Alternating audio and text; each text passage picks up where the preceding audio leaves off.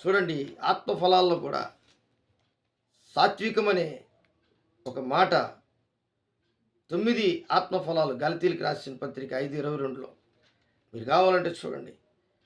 సాత్వికం అని ఉంటుంది.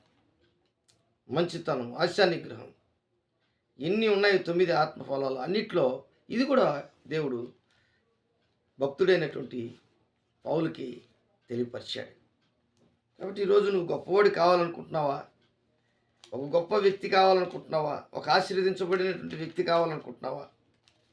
ఒక దీవించబడినటువంటి వ్యక్తి కావాలనుకుంటున్నావా?